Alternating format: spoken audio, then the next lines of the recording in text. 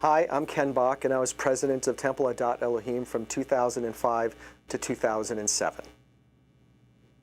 What do you see as having been your biggest challenges when you were president? Well, I knew I was going to be president because I was the executive vice president, and I thought it'd be a fairly easy deal. The economy was good, but about 6 months before I became the president, I was told that Rabbi Greenbaum was retiring and we would need a new senior rabbi. So while there was a search committee put in motion to find our new rabbi, my challenges included helping introduce our new rabbi to the congregation. But during that time, we had other things in motion. We were introducing a new rabbi. We had to set up a search committee for a new ECC director. We hired a new administrator for the congregation.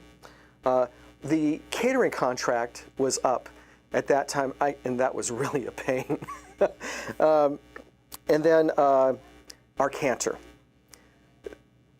We came to realize about ourselves that the cantor we had at our congregation didn't fit the needs of the congregation. And what I mean by that is, after a lot of soul searching to determine what the new rabbi should be, or who the new rabbi should be, it was really about, do we want a performance-based cantor or a participatory-based cantor?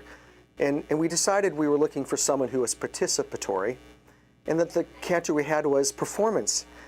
So to create that transition, I really mobilized a great many resources. I met with the past president several times to discuss this situation, the executive board, and we had representatives from the URJ come and kind of lead us through this process to figure out is this the right thing to do to change the course with our cantor, especially a cantor who had been with us for 8 years, who had many connections to the community.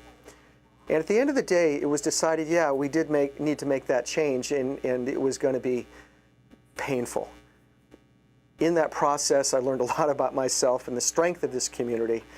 We did make the change, and it was a real challenge to get through that. The small challenges of being a president. I remember being at an ONAG once, and someone walked up to me and said, "Are you the president?" And I said, "Yes." And he says, "We're out of sweet and low." So it's that kind of stuff that you got to deal with.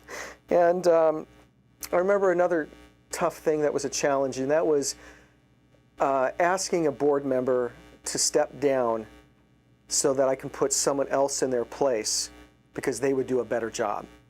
So replacing a person, not easy, feelings were hurt, but you tend to operate from what is in the best interest of the congregation, not individuals. And anyone who's, I think, really committed to this congregation understands that, even though it's difficult at the time. So those are some of the challenges. There's a lot of transition, a lot of moving parts. What would you say are your most important accomplishments?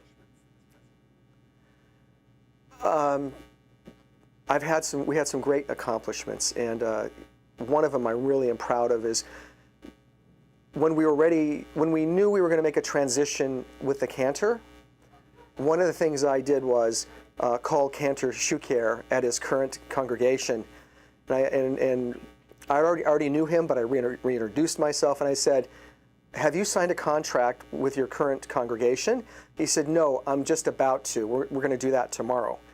And I said, "Please don't. There may be an opportunity coming up, and I think you need to keep your options open."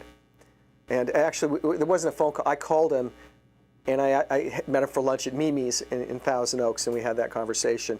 So luckily, he did keep his options open, and then the search committee, after reviewing many cantors, decided that he was the best candidate for us, the best fit.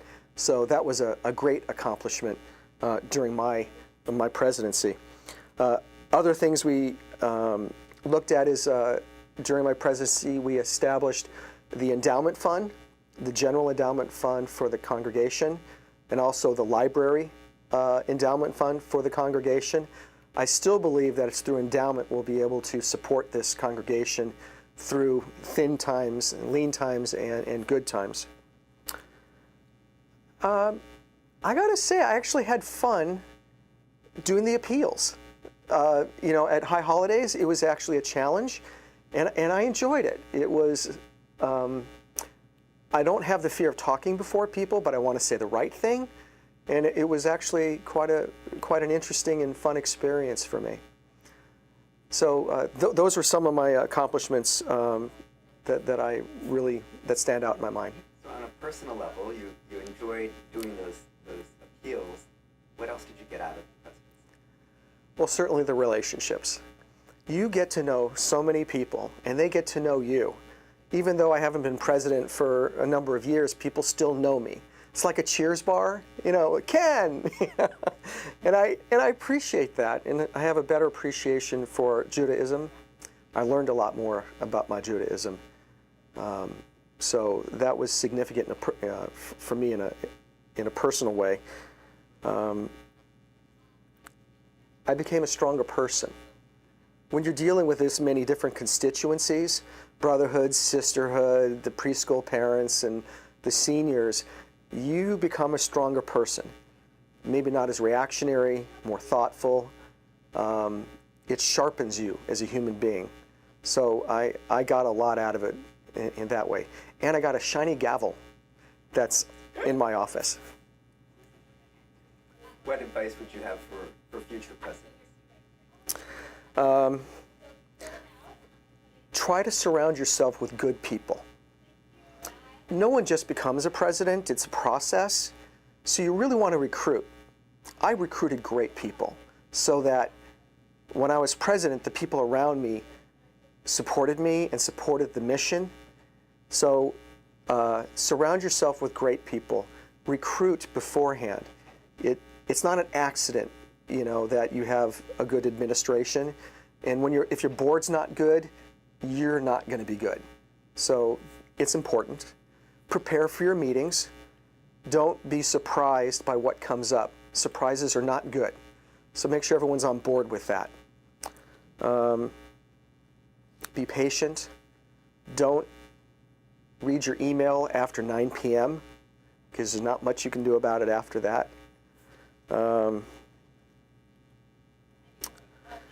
Attend as many funerals as you can. Be there for people. It means something to them.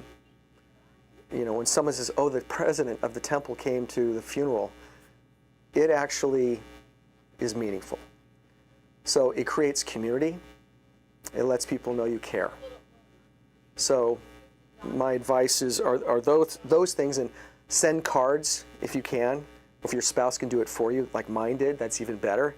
As mine was thinking about becoming a rabbi at that time. So send cards, talk to people, smile. If people think you're having a good time, they'll have a good time. So don't be grumpy. That's my advice. Anything else? It's a great opportunity to be the president of this congregation. Something I will always appreciate. One of the highlights of my life. Thank you.